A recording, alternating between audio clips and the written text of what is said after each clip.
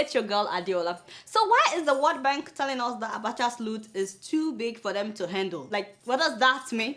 Hey, no, I beg. What are they trying to tell us? Whatever the amount is, just send it. What do you mean it's too big? Maybe it's from one bank to another bank. Do bank transfer. You don't have to carry it with your hand. Do bank we need everything. The bigger, the better.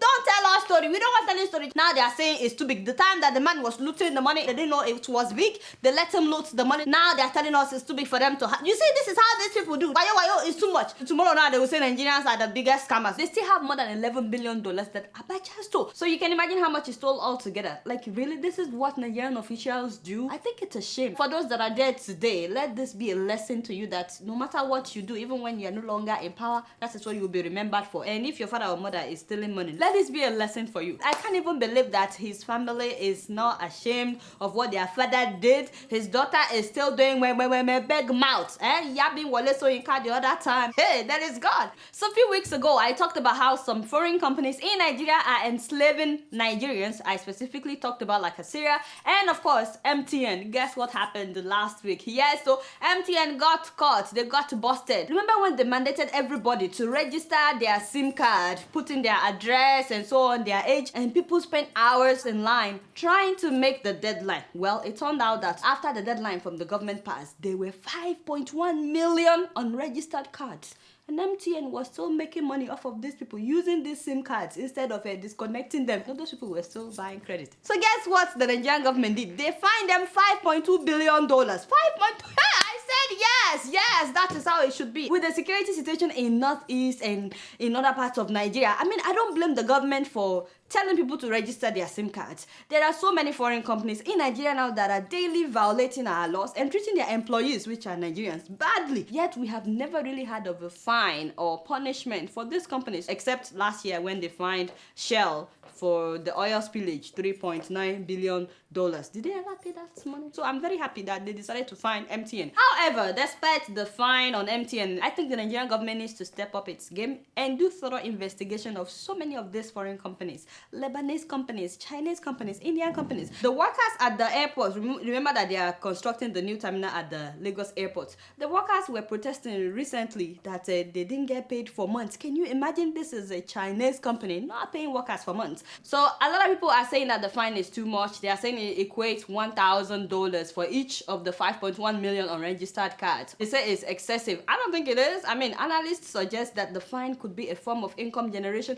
for the government, because we know that the oil prices have affected the income generated by the government. So if collected, this fine would represent nearly a quarter of the government's $22.6 billion annual budget. So I don't see any problem in them finding MTN. We need to make sure that nobody is violating our laws, but at the same time, we should make sure that these laws are fair and encourages foreign investment. But you guys know I don't know much. Guess what? I'm just keeping it real. Oh, yes.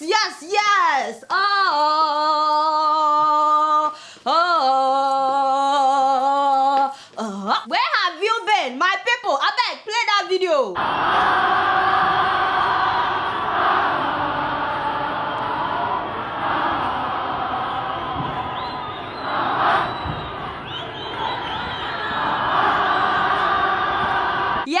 My people, for more than 10 days now, it's been real in South Africa. Kudos to those students that have been protesting day and night because of the hike in school fees. About $7,500 just to go to school in South Africa. I was like, what? And I love the fact that a lot of South Africans abroad have also joined in the protest. Even here in New York, they protested. I'm wearing this nice bead, in solidarity with the protest. Yes, fees must fall. I know, I like it. It's very nice. It's very cute. So many of those students are not poor enough to get government aid, and they are not rich enough to afford the actual school fees. You see the dilemma right there. So these students protested until the president, Jacob Zuma, said that he will freeze the tuition next year. Even with that, the students are not buying it. What they want is for the fees to fall. Yes. I hope Nigerian students would learn from all of this. These students marched to the parliament. They got the attention of the whole country. Although some people are now looting, the protest is now becoming violent, and some people are now looting in the name of fees must fall. That is not correct. I know that is not correct. Thank you, Mr. Jonathan. I didn't know we still have that. I'm gonna read some of the tweets. Dear Jacob Zuma, white people haven't made us angry. You have. Woo, snap. Look at how they are yabbing Jacob Zuma. Zuma must fall. What? What? I thought it's the school fees that must... Now Zuma must fall. Let's go. Some South African students involved in fees must fall want free education. Is this realistic? Why or why not? Exactly. Why can't the students have free education? Shoot down fees, not us. This was directed to the police. Apparently, the way the policemen have handled the situation in South Africa, I didn't like it. Can you imagine trying to prevent the students from protesting? Instead of joining them in the protest, some of them are parents, by the way, they have to pay the school fees of their children. They are trying to shut the student down. Yes, so they made sure that they got the attention of Mr. President. In fact, some members of the parliament also joined in the protest that fees must fall. Unfortunately, at the end, they carried them out because, take a look. Fees must fall. Fees must fall. Fees must fall. Fees must fall. Fees fall. Take this one. Take this one. Take. You know, the only thing is I can't believe that Zuma was sitting right there. That is not correct. That is not correct. It's enough. You don't have to play Jonathan every time I say that. But that is not correct. So these students are saying that they pay so much for school, and when they are done, so many times they don't even get a job for years. You know that youth unemployment rate was 63% in 2013.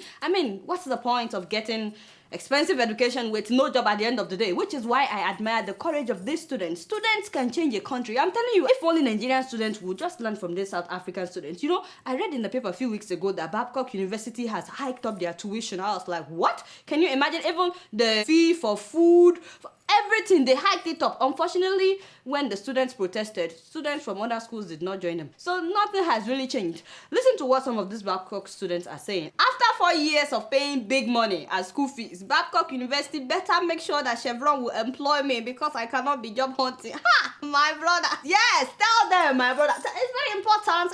Paying so much and then at the end of the day, you're looking for a job. What is the meaning of that? This person said Babcock University and its management should go back to the drawing board. I guess the leaders have lost the sole mission of the university. The recent increment in the fees is not acceptable as a Christian-based institution. I think the fees should be affordable. You guys have lost the sole teachings of E.G. White. Tell them, my brother, tell them. Can you imagine?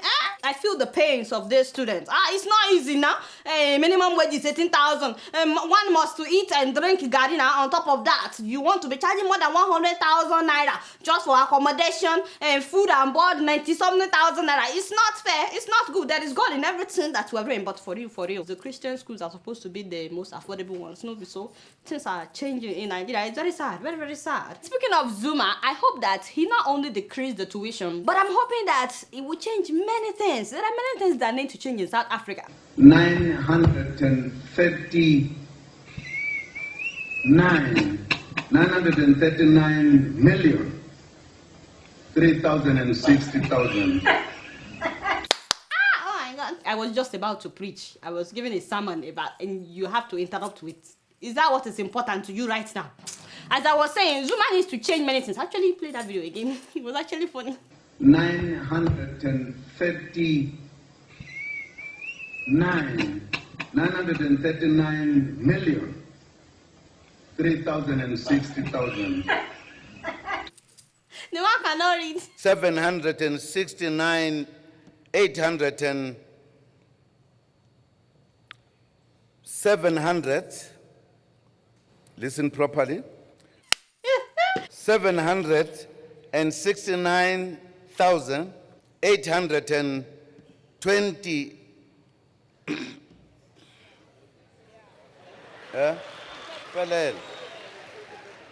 and 70. He can't read numbers. By the way, he said 100 and something million party members. Did you notice?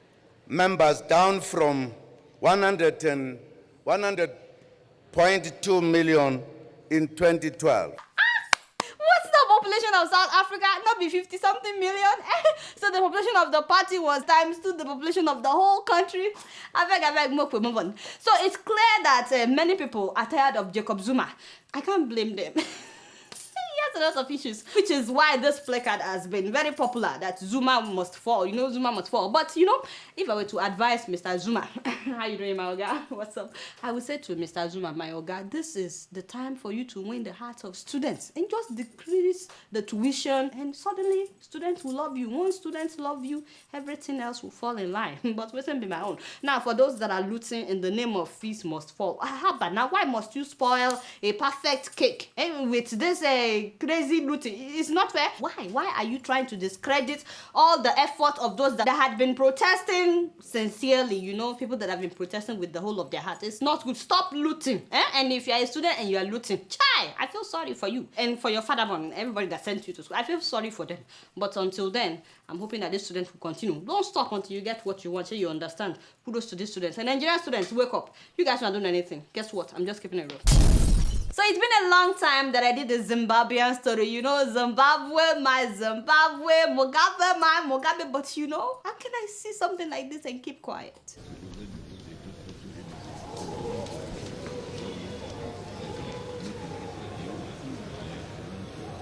Doesn't that break your heart? Like, for real, that happened last week in India. You know, India summoned all these African presidents and they all went. I don't know how it is now that it is India that is summoning African president, and their Nigerian president was there as well. I'm still trying to understand what that was about. So obviously they are not letting this man rest. Is it by fire by force to be president? The man is 92. I don't know. And yet he almost fell. What if he fell and broke a bone or something? Are they trying to kill this man? Must he be president by fire by force? Speaking of presidents not wanting to leave, it reminds me of the president of Congo. You know that a vote of 92% has approved to get rid of presidential term limits and age limits. Can you imagine? So now Mr. President can rule for as long as he wants. He's been there for 30 years. If you count the time that he was there from 1979 to 1992, and then he came back in 2002, was re-elected in 2009, now he wants to run again. Just imagine. That's the president that doesn't wear a suit more than once. And the one that his son wears like 3 different shirts every single day, and he doesn't use a shirt more than once. He doesn't wash them. He just changes them like Kleenex. So now they're getting rid of term limits in Congo. But let's go back to Mugabe. You know, while I was pitying the man, I was very, very sad, very heartbroken. You know how much I love Mugabe, especially since we met, you know. It's been interesting. Yeah, that was a memorable day. Anyway, I don't think that Mugabe is the one in control anymore. It's clear that Grace is the one in control right now. Remember that there are speculations now that she wants to be the next president. Yeah, that's why she got rid of the vice president and all that. Now, I believe Grace is the one in control because not long ago, Mugabe at another public event where he was speaking, I think he's been rambling for a long time and Grace got tired of it. She sent him a note, and when he read that note, he actually said Pasine ZANU-PF, which means done with ZANU-PF.